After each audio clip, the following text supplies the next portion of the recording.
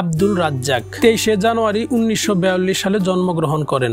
21 August 2017 সালে মারা যান। আব্দুল রাজ্জাক ছিলেন একজন জনপ্রিয় বাংলাদেশী চলচ্চিত্র অভিনেতা, যিনি নায়ক রাজ রাজ্জাক নামে সুপরিচিত। বাংলা চলচ্চিত্র পত্রিকা চিত্রালীর সম্পাদক আহমেদ জামান চৌধুরী তাকে নায়ক রাজ রাজ্জাক উপাধি দিয়েছিলেন। নিজের জন্মস্থান কলকাতায় সপ্তম শ্রেণীতে অধ্যয়নরত অবস্থায় মঞ্চ নাটকে অভিনয়ের মাধ্যমে তার অভিনয় জীবন শুরু করেন। প্রাথমিক দিকে রাজ্জাক তৎকালীন পাকিস্তান টেলিভিশনে ঘরোয়া নামের ধারাবাহিক নাটকে অভিনয় করে দর্শকদের কাছে জনপ্রিয়তা পান। 60-এর দশকের মাঝামাঝি সময়ে তিনি সালাউদ্দিন প্রোডাকশনের 13 নম্বর ফেক ওস্তাগার লেন এবং কারবো, ডাকবাবু, আখেরি স্টেশন সহ আরো বেশ কয়েকটি চলচ্চিত্রে ছোট্ট চরিত্রে অভিনয় করেন। 1966 সালে জহির রায়হান পরিচালিত বেহুলা চলচ্চিত্রে সুচন্দার বিপরীতে কেন্দ্রীয় চরিত্রে অভিনয় করেন। এতে লক্ষিন্দর চরিত্রে অভিনয়ের মাধ্যমে তিনি চলচ্চিত্রে অভিনেতা হিসাবে পরিচিতি লাভ করেন। পৌরাণিক কাহিনী ধর্মী এই চলচ্চিত্রটি বাংলাদেশের চলচ্চিত্রে একটি মাইলফলক হয়ে আছে। এই ছবির সফলতার পরে জহির রায়হান রাজ্জাক সুচন্দাকে নিয়ে নির্মাণ করেন বহু সিনেমা।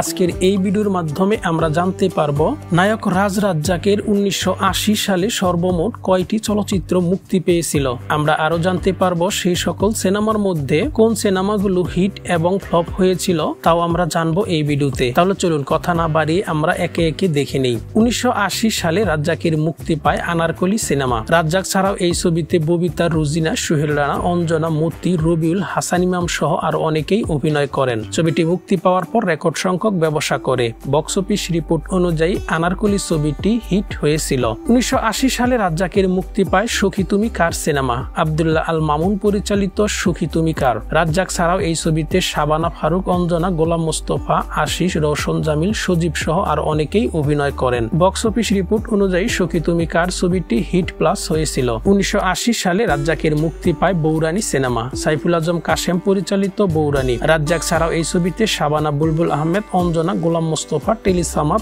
আজিম সহ আর অনেকেই অভিনয় করেন। ছবিটি মুক্তি পাওয়ার পর রেকর্ড সংখ্যক ব্যবসা করে। বক্স অফিস রিপোর্ট অনুযায়ী বৌরানী ছবিটি হিট প্লাস হয়েছিল। 1980 সালে রাজ্জাকের মুক্তি পায় নাগিন সিনেমা। শেখ নজরুল ইসলাম পরিচালিত নাগিন। রাজ্জাক ছাড়াও এই ছবিতে সুচরিতা, শওকত আকবর, গোলাম মোস্তফা, বাবর, নতুন সহ আরো অনেকেই অভিনয় করেন। বক্স অফিস রিপোর্ট অনুযায়ী নাগিন ছবিটি মোটামুটি ব্যবসা করেছিল। 1980 সালে রাজ্জাকের মুক্তি পায় সংঘর্ষ সিনেমা। নাজমুল হুদা মিঠু পরিচালিত সংঘর্ষ।